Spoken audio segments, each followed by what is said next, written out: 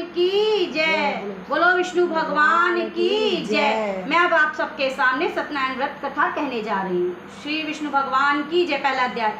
एक समय नैमिषारण्य तीर्थ में शौनकादि 88,000 ऋषियों ने श्री सूत जी से पूछा, हे प्रभु, इस कलयुग में वेद विद्या रहित मनुष्य को प्रभु भक्ति किस प्रकार मिलेगी तथा उनका उद्धार कैसे होगा? इसीलिए हे मुनि श्रेष्ठ, कोई ऐसा तप कहिए जिससे थोड़े समय में पुण्य प्राप्त होवे और मनोवांछित फल मिले, अथवा कथा सुनने से हमारी इच्छा है। सर्वशास्त्र ज्ञाता श्री सूत जी बोले, हे वैष्णव में पूज्य, आप सबने प्राणियों के हित की बात पूछी है।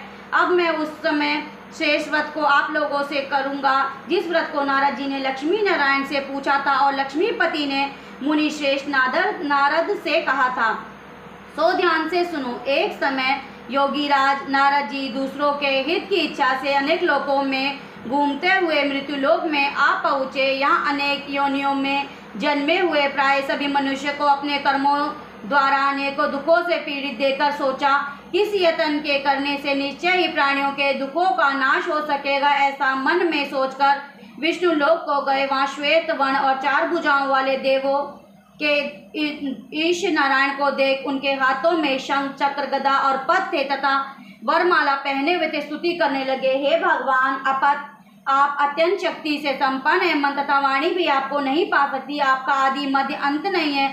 निर्गुण स्वरूप सृष्टि के आदिभूत व भक्तों के दुखों को नष्ट करने वाले हो, आपको मेरा नमस्कार है। नारद जी ने इस प्रकार की स्तुति सुन विष्णु भगवान बोले, हे मुनि श्रेष्ठ, आपके मन में क्या है? आपका किस काम के लिए आगमन हुआ? निसंकोच कहो। तब नारद मुनि बोले, मृत्युलोक में सब मनुष्यों को जो अनेक योनियों में पैदा हुए हैं, अपने अपने कर्मों के द्वारा अनेक प्रकार के दुखों से दुखी हो रहे हैं। हे नाथ, मुझ पर दया रखते हो तो बतलाइए कि उन मनुष्यों के सब दुख थोड़े ही प्रयत्न से कैसे दूर हो सकते हैं। श्री भगवान बोले, हे नारद, मनुष्य की भलाई के लिए तुमने बहुत ही अच्छी बात पूछी है। जिस काम के करने से मनुष्य मोह से छूट जाता है वह मैं कहता हूँ, सुनो। वह पुण्य देने वाला स्वर्ग तथा मृत्यु लोक दोनों में दुर्लभ उत्तम व्रत है।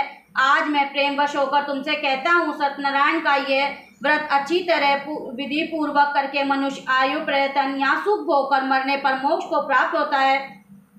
श्री भगवान के वचन सुनकर नारद जी बोले कि इस व्रत का फल क्या है, क्या विधान है और किसने ये व्रत किया है और किस दिन ये व्रत करना चाहिए, विस्तार से कहिए। भगवान बोले, दुख शोक आदि को दूर करने वाला, धन्य दान को बढ़ाने वाला, सौभाग्य तथा संतान को देने वाला, यह व्रत सब स्थानों पर विजयी देने करने वाला, भक्ति और श्रद्धा के साथ किसी भी दिन मनुष्य श्री सत्यनारायण की शाम के समय ब्राह्मणों और बंधुओं के साथ धर्म प्रणय होकर पूजा करे। भक्ति भाव से नवेद, केले का फल, घी, दूध और गेहूं का चूर्ण सवाया लेवे। गेहूं के अभाव में साठी का चूर्ण, शक्कर तथा गुड़ लें और सब भक्षण योग पदार्थ जमा करके भगवान के अर्पण कर देवे तथा बंधुओं सहित ब्राह्मणों को भोजन करवावे। तत्पश्चात स्वयं भोजन करें, नित्य गीता आदि का आचरण कर सत्यनारायण भगवान का स्मरण करता हुआ समय व्यतीत करें। इस तरह व्रत करने पर मनुष्य की इच्छा निश्चय ही पूरी होती है। विशेषकर कलिकाल में भूमि पर यही मोक्ष का सरल उपाय है। बोलो श्री सत्यनारायण भगवान की जय।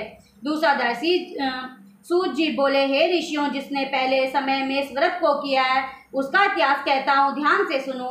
सुंदर काशीपुर नगरी में एक अत्यंत निर्धन ब्राह्मण रहता था। वह भूख और प्यास से बेचैन हुआ नित्य पृथ्वी पर घूमता। ब्राह्मणों से प्रेम करने वाले भगवान ने ब्राह्मण को दुखी देखकर बूढ़े ब्राह्मण का रूप धर के उसके पास जा आदर के साथ पूछा, हे विप्र, नित्य दुखी हुआ पृथ्वी पर क्यों घूमता है? हे श्रेष्ठ ब्राह्मण, यह सब मुझसे कहो, मैं सुनना चाहता हूँ। ब्राह्मण बोला, मैं निर्धन ब्राह्मण हूँ, भिक्षा के लिए पृथ्वी पर फिरता हूँ। हे भगवान, यदि आप इसका उपाय जानते हो तो कृपा कर कहो। वृद्ध ब्राह्मण बोला कि सत्यनारायण भगवान मनवांछित फल देने वाले हैं, इसीलिए हे ब्राह्मण, तू उनका पूजन कर, जिसके करने से मनुष्य सब दुखों से मुक्त होता है। ब्राह्मण को व्रत का सारा विधान बताकर बूढ़े ब्राह्मण का रूप धारण करने वाले सत्यनारायण भगवान अंतर ध्यान हो गए। जिस व्रत को वृद्ध ब्राह्मण ने बतलाया मैं उसको करूंगा, निश्चय करने पर उसे रात में नींद भी नहीं आई। वह सवेरे उठ सत्यनारायण के व्रत का निश्चय कर भिक्षा के लिए चला। उस दिन उसको भिक्षा में बहुत धन मिला, जिससे बंधु बांधवों के साथ उन्हें सत्यनारायण का व्रत किया।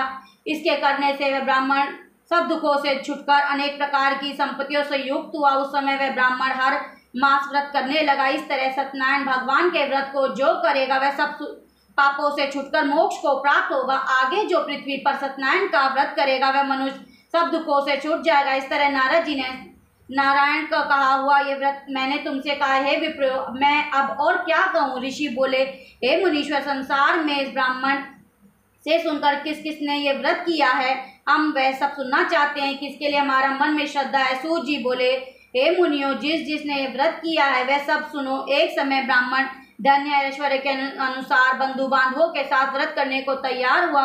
उसी समय एक लकड़ी बेचने वाला बूढ़ा आदमी आया और बाहर लकड़ियों को रखकर ब्राह्मण के मकान में गया।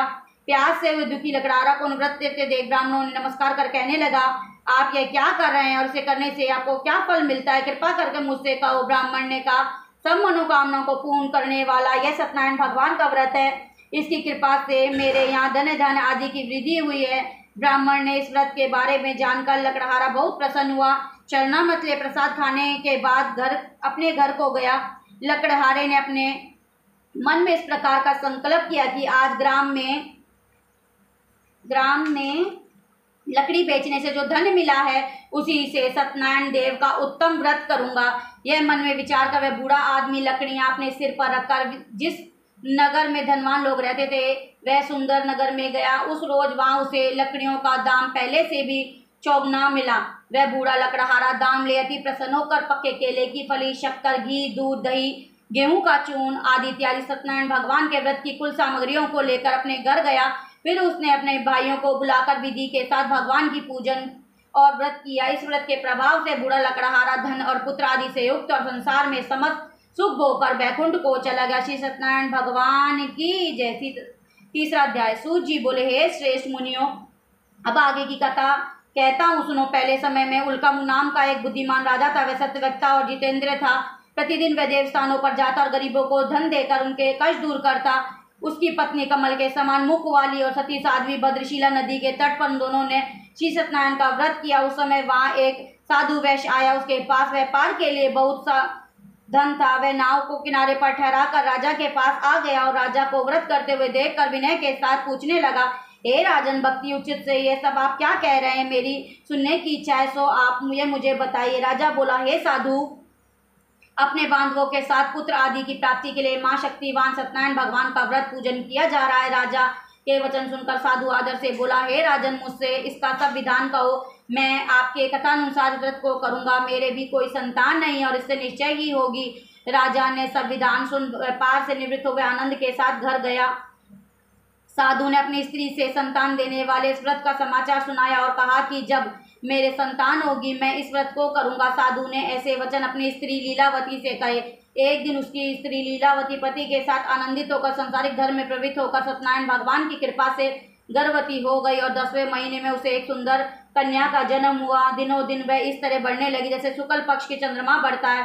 कन्या का नाम कलावती रखा गया। तब लीलावती ने मीठे शब्दों में अपने पति से कहा कि जो आपने संकल्प किया था कि भगवान का व्रत करूंगा, अब आप इसे करिए। साधु बोला, हे प्रिय, इसके विवाह पर करूंगा। इस प्रकार अपनी पत्नी को आश्वासन दे वह नगर को गया। कलावती पितृगृह में वृद्धि को प्राप्त हो गई। साधु ने जब नगर में सखियों के साथ अपनी पुत्री को देखा तो तुरंत दूत बुलाकर कहा कि पुत्री के वास्ते कोई सुयोग वर देकर लाओ। साधु की आज्ञा पाकर दूत कंचन नगर में पहुंचा और वहां पर बड़ी खोज और देखभाल कर लड़की के सुयोग वर्णिक पुत्र को ले आया और सुयोग लड़के को देखकर साधु ने अपने बंधु बांधवों सहित प्रसन्नचित अपनी पुत्री का विवाह उसके साथ कर दिया। किंतु दुर्भाग्य से विवाह के समय वह उस व्रत को करना भूल गया। तब श्री भगवान क्रोधित हो गए और श्राप दिया कि तुझे दारुण दुख प्राप्त होगा। अपने कार्य में कुशल साधु बनिया जमाता सहित समुद्र के समीप स्थित रतनपुर नगर में गया और वहां दोनों ने ससुर जमाई चंद्रकेतु राजा के उस नगर में व्यापार करने लगे। एक रोज भगवान सत्यनारायण की माया से प्रेरित कोई चोर राजा का धन चुरा कर भागा जा रहा था, किंतु राजा के दूत को आता देखकर चोरों ने घबरा कर भागते हुए राजा के धन को वहीं चुपचाप रख दिया जहां वो ससुर जमाई ठहरे हुए थे। जब दूतों ने उस साधु वैश्य के पास जाकर राजा के धन को रखा देखा तो वहां दोनों ने बांध कर ले गए और प्रसन्नता से दौड़ते हुए राजा के समीप जाकर बोले, यह 2-4 हम पकड़ कर लाए हैं, देखकर आज्ञा दो। तब राजा की आज्ञा से उनको कठोर कारावास में डाल दिया। उनका सब धन छीन लिया। सत्यनारायण भगवान के श्राप द्वारा उनकी पत्नी भी घर पर बहुत दुखी हुई और घर पर जो धन रखा था वह चोर चुरा कर ले गए। शारीरिक व मानसिक पीड़ा की भूख प्यास से अति दुखित अन्न की चिंता में कलावती वे ब्राह्मण के घर गई। वहां उसने सत्यनारायण भगवान का व्रत होते हुए देखा। फिर कथा सुनी और प्रसाद ग्रहण कर रात को घर आई। माता ने कलावती से कहा, हे पुत्री, अब तक कहाँ रही? अब तेरे मन में क्या है? कलावती बोली, हे माता, मैंने एक ब्राह्मण के घर श्री सत्यनारायण भगवान का व्रत देखा है। कन्या के वचन सुनकर लीलावती भगवान के पूजन की तैयारी करने लगी। लीलावती ने परिवार बंधुओं सहित श्री सत्यनारायण भगवान का पूजन किया और वर मांगा कि मेरे पति और दामाद शीघ्र ही आ जावे। साथ ही प्रार्थना की, हम सबका अपराध क्षमा करो। सत्यनारायण भगवान इस व्रत के संतुष्ट होकर राजा चंद्रकेतु को स्वप्न में दर्शन देखा। हे राजन, दोनों वैश्य को प्रातः ही छोड़ दो। उनका सब धन जो तुमने ग्रहण किया है दे दो, नहीं तो तेरा धन्य धान्य राजपुत्र आदि सब नष्ट कर दूंगा। राजा ने ऐसे वचन कहकर भगवान अंतर्ध्यान हो गए। प्रातःकाल राजा चंद्रकेतु ने सभा में अपने स्वप्न सुनाया। फिर दोनों वर्णिक पुत्रों को कैद से मुक्त कर सभा ने बुलाया। दोनों ने आते ही राजा को नमस्कार किया। राजा मीठे वचनों से बोला, हे महानुभावों, भावी वर्ष ऐसे कठिन दुख प्राप्त हुआ है, अब तुम्हें कोई भय नहीं है। ऐसा कहकर राजा ने उनको नए नए वस्त्र आभूषण पहनाए और उनका जितना धन लिया था उसे दूना धन देकर आदर सहित विदा किया। दोनों वैश्य अपने घर को चल दिए। बोलो श्री सत्यनारायण भगवान की जय। चौथा अध्याय। सूत जी बोले, वैश्य ने मंगलचार करके यात्रा आरंभ की और अपने नगर को चला। और उनके थोड़ी दूर निकलने पर दंडी वेशधारी सत्यनारायण उनसे पूछा, हे साधु, तेरी नाव में क्या है? अभिमानी वर्णिक हंसता हुआ बोला, हे दंडी, आप क्यों पूछते हैं? क्या धन लेने की इच्छा है? मेरी नाव में तो पेल पत्ते भरे हुए हैं। वैश्य का कठोर वचन सुनकर भगवान ने कहा, भगवान तुम्हारा वचन सत्य। दंडी ऐसा कहकर वहां से दूर चले गए।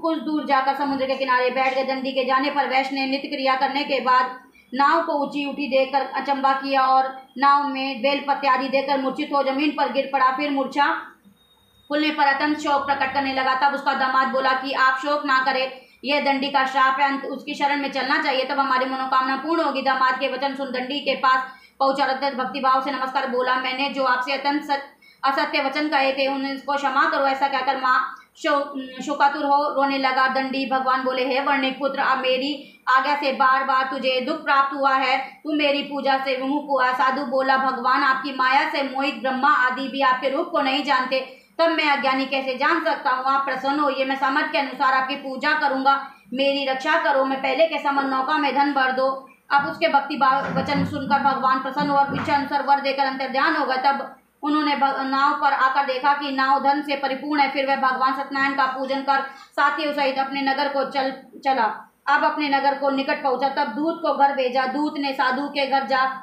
उसकी स्त्री को नमस्कार कर कहा कि साधु अपने दामाद सहित इस नगर के समीप आ गए। ऐसा वचन सुन साधु की स्त्री बड़े हर्ष के साथ सत्यदेव का पूजन कर पुत्री से कहा, मैं अपने पति के दर्शन को जाती हूँ, तू कार्य पूर्ण कर शीघ्र आ। माता के ऐसे वचन सुनकर कलावती प्रसाद छोड़कर पति के पास गई। प्रसाद की अवज्ञा के कारण सत्यदेव रुष्ट हो गए। उसके पति को नाव सहित पानी में डुबो दिया। कलावती अपने पति को ना देकर रोती हुई जमीन पर गिर पड़ी। इस तरह नौका को डूबा हुआ तथा कन्या को रोता हुआ देख साधु दुखित हो बोला, हे प्रभु, आप मुझसे या मेरे परिवार से जो भूल हुई है उसे क्षमा करो। उसके दीन वचन सुनकर सत्यदेव प्रसन्न होकर आकाशवाणी हुए, साधु, तेरी कन्या मेरे प्रसाद को छोड़कर आई, इसीलिए इसका पति अदृश्य हुआ। यदि वह घर आकर प्रसाद खाकर लौटे तो इस पति अवश्य ही मिलेगा। इस ऐसी आकाशवाणी सुनकर कलावती ने घर पहुंचकर प्रसाद खाया। फिर आकर पति के दर्शन के तत्पश्चात साधु ने बंधु बांधवों सहित सत्यदेव की विधि पूजन किया। उस दिन से वह पूर्णिमा को सत्यनारायण का पूजन करने लगा। फिर इस लोक का सुख भोगकर अंत में सर्वलोक हो गया। बोलो श्री सत्यनारायण भगवान की जय। 5वां अध्याय। सूत जी बोले, ऋषियों, अब मैं और कथा कहता हूँ, सुनो। प्रजा पालन में लीन तुगध्वज नाम का एक राजा था। उसने भी भगवान का प्रसाद त्याग कर बहुत दुख पाया। एक समय वह वन में जाकर वन्य पशुओं को मारकर बड़ के पेड़ के नीचे आया। वहां उसने ग्वालों भक्तिभाव बंधुओं सहित सत्यनारायण का पूजन करते देखा। राजा देखकर भी अभिमानवश वहां से नहीं गया और नमस्कार ही किया। जब ग्वालों ने भगवान का प्रसाद उसके सामने रखा, वह प्रसाद को त्याग कर अपनी सुंदर नगरी को चला।